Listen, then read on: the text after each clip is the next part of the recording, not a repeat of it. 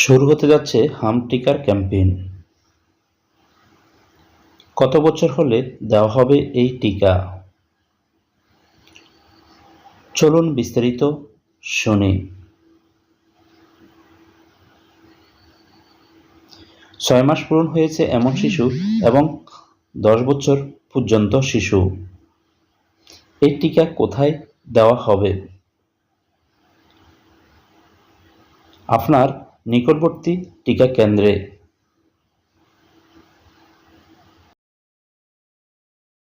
সারা দেশে কি একযোগে শুরু হবে? না, আপাতত প্রাথমিকভাবে 18টি জেলায় এবং 30টি উপজেলায় টিকা দেওয়া হবে।